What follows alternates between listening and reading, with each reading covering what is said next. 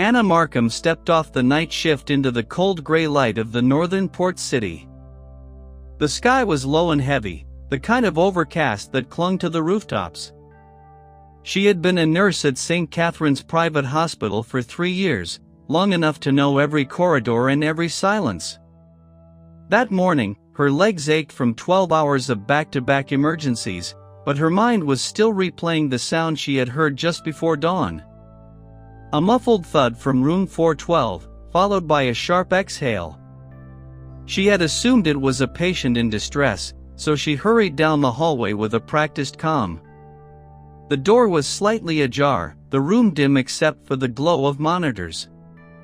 Inside, she saw a man she recognized as Eric Lund, a local businessman who had been admitted 2 days earlier with a cardiac condition. He was lying still on the bed, but the sheets were disturbed and his eyes were open in a way that made Anna's chest tighten. She reached for the call button, but before she pressed it, she noticed the figure at the window, a silhouette that turned, hesitated for a fraction of a second, and then slipped out through the fire exit stairwell. Anna did not see the face, only the shape of a man in a dark coat. She rushed to Lund's bedside and checked for a pulse. There was none. The injection port on his foreline was uncapped, and a faint smell of chemical residue hung in the air. Her hands trembled as she stepped back. She knew she had just become the only person who knew that Eric Lund had not died of natural causes.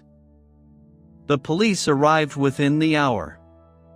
Anna was asked to wait in the hospital's administrative office, a sterile room with beige walls and a single window overlooking the delivery bay.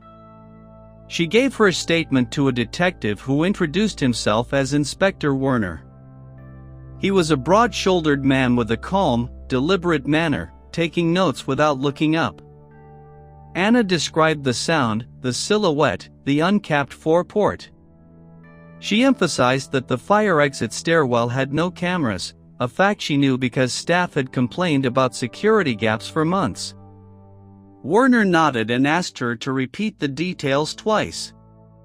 When she finished, he closed his notebook and said that the hospital's security footage from the main corridors would be reviewed. Anna felt a flicker of relief, but it faded when she returned to the ward and overheard a supervisor saying that the corridor cameras had malfunctioned overnight due to a power fluctuation. She went to the nurse's station and asked to see the maintenance log. The log showed a scheduled reset, but the timestamp was from 3 hours before the death. Someone had tampered with it. Later that afternoon, she learned that Lund's death had been officially recorded as cardiac arrest, with the attending physician, Dr. Alistair Vane, signing off without ordering a toxicology screen. Anna knew Dr. Vane by reputation, a senior consultant with ties to the hospital board. She also knew that Lund's medical chart had been updated after the fact, with a note stating that his condition had been unstable all night. Anna had checked on Lund at midnight. He had been stable, alert, and waiting for discharge paperwork. Something was being erased. Over the next 3 days, Anna tried to push the incident from her mind, but the details kept surfacing. She began paying closer attention to the hospital's internal dynamics. She noticed that the security guard who usually monitored the night shift had been replaced by a temporary contractor whose name tag read only K. She also noticed that Dr. Vane had taken an unusual interest in the paperwork for Lund's estate, making phone calls in a low voice behind a closed office door. Anna's instincts told her to stay quiet, but her training as a nurse had taught her to document everything. She started a private log on her phone, noting timestamps, names, and inconsistencies. On the 4th day, she received a visit from Inspector Werner at her apartment, a small flat near the docks. His tone had shifted from professional to probing. He asked why she had been asking questions around the hospital and suggested that her continued focus might be seen as disruptive. Anna asked if toxicology results had been ordered. Werner replied that the cause of death was settled and that she should trust the process. After he left, Anna stood by her window and watched his car pull away. She realized that the police were not investigating, they were containing. The following morning, an envelope was slipped under her door. Inside was a single sheet of paper with a handwritten message, "Drop it." There was no signature. Anna felt her pulse quicken, but instead of fear, a cold resolve set in. She had immigrated to the city to build a stable life, but she understood now that stability was an illusion. The only thing she could trust was her own memory. Anna decided to investigate Lund's background on her own. She used her lunch breaks to search public records on her phone, starting with local business registries. Eric Lund was listed as the founder of a pharmaceutical distribution company called Northland Medica. The firm had contracts with several hospitals in the region, including St. Catherine's. Lund had recently been in negotiations to sell the company to a larger international conglomerate, but the deal had stalled. Anna also found archived articles about a whistleblower complaint filed against Northland Medica 2 years earlier, alleging that the company had imported and distributed unlicensed generic medications from outside the European Economic Area. The complaint had been dismissed due to insufficient evidence, and the whistleblower, a former company accountant, had later disappeared from public view. Anna cross-referenced the names on the hospital's procurement committee and found a familiar one. Dr. Alistair Vane served as the committee's medical advisor. She also noted that the hospital's security director, a man named Gregor Sokol, had previously worked in private security for Northland Medica. The connections formed a quiet web. Anna understood that she was not dealing with a simple random murder. Lund had likely been killed to prevent him from providing testimony or documents that would have exposed a long-running scheme involving counterfeit or diverted pharmaceuticals. And whoever had ordered the killing had the ability to manipulate hospital records, police interest, and personnel assignments. Anna began to consider her next move carefully. She knew that going to the press or local authorities could be fatal. Instead, she decided to find the one piece of evidence that could not be erased. Anna recalled that on the night of Lund's death, she had passed a small supply closet near room 412. Inside that closet, mounted high on the wall, was an old security camera that had been disconnected years ago but still had a functional lens. The hospital had never removed it, and the maintenance staff had forgotten about it. Anna had noticed it months earlier when searching for spare bandages. The camera was not connected to the main network, but it was powered by a separate backup line, a relic from an older security system. If it had been running, it would have recorded to a local memory card still inside the unit. Anna waited 2 days to retrieve it. She chose a time when the night shift was understaffed and the temporary security guard was occupied in the basement. She slipped into the supply closet, stood on a step stool, and removed the camera housing. Inside, she found a dusty SD card. Her hands were steady as she pocketed it and replaced the cover. Back in her apartment, she used her laptop to read the card. Most of the files were corrupt, but one short video file from the night of the murder was intact. The quality was grainy, but the angle captured the hallway outside room 412 and part of the fire exit door.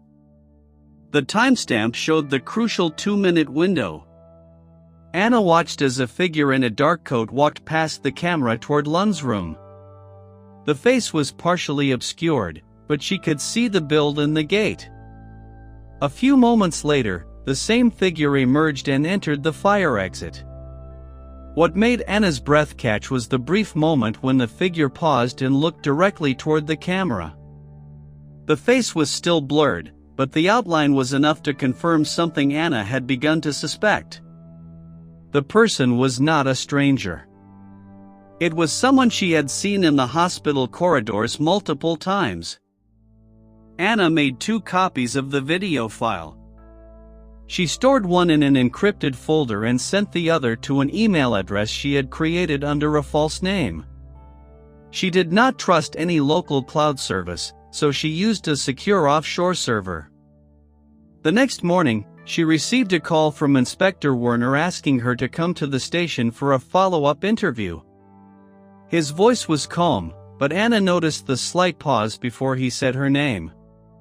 She agreed and took the bus to the central precinct, leaving her phone at home to avoid tracking. At the station, Werner led her to a small room with a table and 2 chairs. This time, a second officer was present, a woman in plain clothes who did not introduce herself. Werner asked Anna to recount her movements on the night of Lund's death again, but this time he focused on whether she had removed any items from the hospital premises. Anna said no. Werner slid a photograph across the table. It showed the old security camera in the supply closet, with the housing cover removed. Anna kept her expression neutral. Werner explained that hospital administration had recently conducted a routine inventory and discovered the tampering. He asked if Anna had any knowledge of it. She denied it calmly. Werner stared at her for a long moment, then said that the hospital was considering disciplinary action for unauthorized access to restricted areas. Anna understood the message. They were trying to intimidate her into silence or force her out of her job. When she left the station, she noticed a dark sedan idling across the street. She walked in the opposite direction, took a circuitous route home, and spent the rest of the day preparing a digital package that included the video file, her documented timeline, and the names of Lund's business associates. Anna remembered a journalist who had written the original article about Northland Medica's whistleblower. The journalist's name was Helena Sandberg, and she now worked for a pan-European investigative outlet based in a neighboring country. Anna found a contact email on the outlet's website and sent an anonymous tip with a brief summary and a promise of evidence. She used a public library computer to send the message, wearing a hat and coat despite the mild weather. 2 days passed with no response. Anna's shifts at the hospital became tense. The temporary security guard, Kay, now seemed to appear wherever she went. Her locker was searched, though nothing was taken. A senior nurse told her that Dr. Vane had asked for a performance review to be expedited. Anna felt the walls closing in. On the 3rd day, she received an encrypted message from Helena Sandberg. The journalist was interested but cautious. She asked how Anna could verify the authenticity of the video and whether Anna understood the risks. Anna replied that she had no interest in publicity and only wanted the evidence to reach authorities outside the local jurisdiction. Helena proposed a meeting in a neutral city, 2 train hours away, 3 days later. Anna agreed. To prepare, she transferred the video files and her documentation onto a USB drive hidden inside a seam of her winter coat. She also wrote a sealed letter with instructions on how to access the offshore email account, to be mailed to Helena if anything happened to her. She gave the letter to a neighbor she trusted, a retired teacher who asked no questions. Anna's plan was methodical, bored of the same careful routine she used in the ICU. The morning of the meeting, Anna left her apartment before dawn. She took a bus to the central station, then a regional train toward the border. She wore a plain gray jacket and kept her head down. The train was sparsely populated, and she chose a seat facing backward so she could watch anyone entering her carriage. She saw no familiar faces. When she arrived at the meeting city, she walked to a small cafe Helena had specified near the old market square. Helena was already there, a woman in her late 40s with sharp eyes and a notebook on the table. They sat in a corner, spoke in low voices, and Anna handed over the USB drive. Helena examined it briefly, then asked Anna to describe the chain of custody for the video. Anna gave every detail: the location of the camera, the untouched memory card, the absence of network connection. Helena listened without interruption. Afterward, she told Anna that she had already been investigating Northland Medica for 6 months and had gathered testimonies from former employees who had fled the country.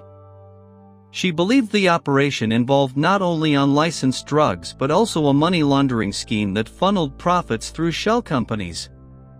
Lund had been the central figure, but he had recently begun cooperating with a foreign prosecutor's office. His death had halted that cooperation.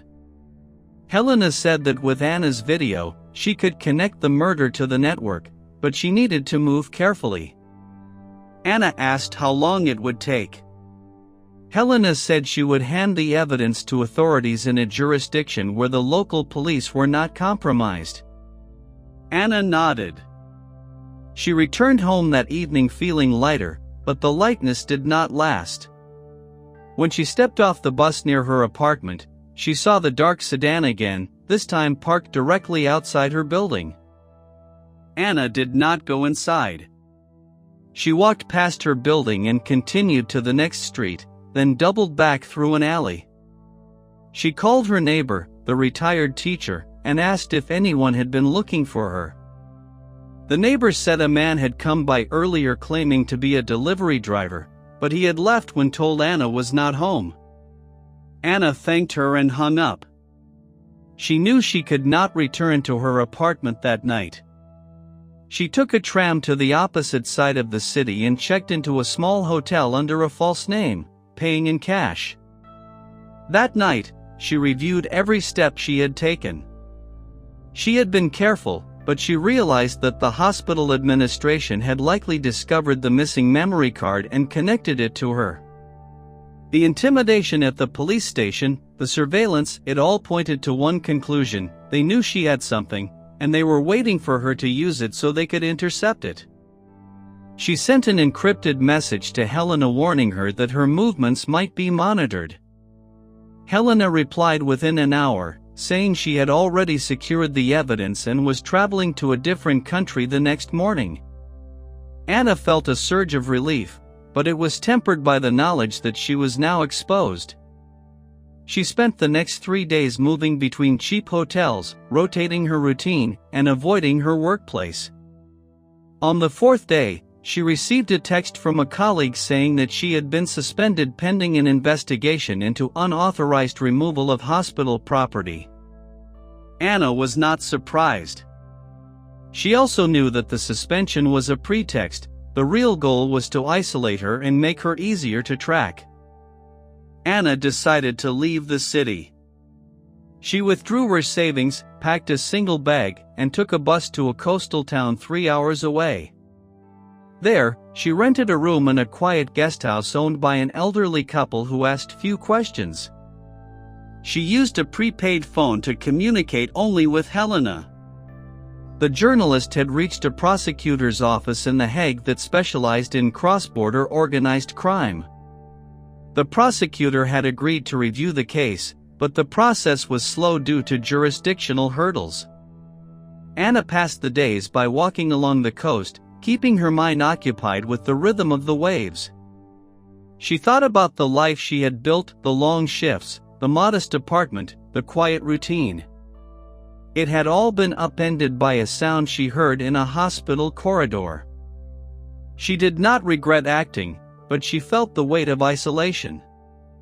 2 weeks into her stay, Helena called with news. The prosecutor had obtained a warrant to seize Northland Medica's financial records, and the video evidence had been shared with a special investigative unit. Dr. Alistair Vane had been detained for questioning, along with the hospital's security director, Gregor Sokol. Inspector Werner had been placed on administrative leave pending an internal inquiry. Anna listened in silence. Helena then said that the person in the video had been identified as a former private security contractor with ties to organized crime networks in Eastern Europe. He had fled the country, but an international arrest warrant had been issued. Anna asked about the murder of Eric Lund. Helena said that the investigation now had enough evidence to reclassify the death as a homicide. Anna felt a release of tension she had not realized she was holding. The story broke in the international press 3 days later. Headlines focused on the corruption within the hospital system and the pharmaceutical supply chain. Anna's name was not mentioned. Helena had protected her identity, referring only to a healthcare worker who had come forward with crucial evidence. Anna watched the coverage from her guesthouse, seeing Dr. Vane's face on the screen as he was led into a courthouse. She also saw Inspector Werner leaving the police headquarters, his expression stony. The fallout was swift. The hospital's board of directors resigned en masse. Northland Medica's assets were frozen, and investigators from 3 countries began collaborating on the money laundering case. Anna's suspension was quietly rescinded, but she received no direct communication from the hospital. A representative from the prosecutor's office called her to say that she would likely be called as a witness in a future trial, but that her safety could be ensured. Anna considered returning to her job, but she knew that the hospital would never feel like a safe place again. The same corridors, the same faces, too many memories of what had happened in room 412. She began to think about a different future, perhaps in a smaller town, perhaps in a different country. She had skills that were needed everywhere, and she had learned something about herself, that when the moment came, she could act with clarity and courage, even when afraid. 1 month later, Anna returned to the city to formally resign from her position. She met with the interim hospital administrator, a pragmatic woman who expressed regret over the unfortunate events and offered a settlement in exchange for a non-disclosure agreement. Anna declined. She did not want to sign away her right to speak about what she had seen. She gathered her personal belongings from her locker, which had been cleared of any surveillance devices after the investigation became public. As she walked out of the building for the last time, she passed the entrance to the old supply closet. She paused for a moment, then continued outside. The autumn air was crisp, and the street was quiet. She took a bus to the central station, where she had arranged to meet Helena Sandberg for coffee. Helena handed her a printed copy of the investigative series that had been published across multiple outlets, with Anna's role described in general terms. Helena said that the prosecutor's office had asked Anna to consider relocating temporarily during the trial phase, and that they would cover her expenses. Anna agreed. She had already found a nursing position in a rural clinic in a different country, where the pace was slower and the faces were new. That night, she boarded a night train. She watched the city lights recede through the window, feeling the motion of the train as a kind of release. She did not know exactly what the next years would bring, but she knew she had closed a door behind her. 6 months later, Anna was working the evening shift at a small clinic nestled in a valley surrounded by pine forests. Her patients were farmers, shopkeepers, and families who came in with colds and minor injuries. The work was simple, honest, and far removed from the high-stakes corridors of St. Catherine's. She received occasional updates from Helena. Dr. Vane had been convicted of conspiracy to commit fraud and obstruction of justice, receiving a sentence that reflected his cooperation with prosecutors. Gregor Sokol had been convicted of evidence tampering and was awaiting trial on additional charges. The contractor who had killed Eric Lund had been arrested at an airport in a neighboring country and was in custody pending extradition. Inspector Werner had been dismissed from the police force. Anna followed the news but did not dwell on it. She had built a new routine: morning walks through the forest, evening shifts at the clinic, weekends spent learning the local language. One afternoon, she received a letter with no return address. Inside was a handwritten note that simply said, "Thank you for not looking away." There was no signature, but Anna recognized the handwriting as belonging to the retired teacher who had kept her sealed letter. Anna smiled and placed the note in a drawer beside her nursing certification.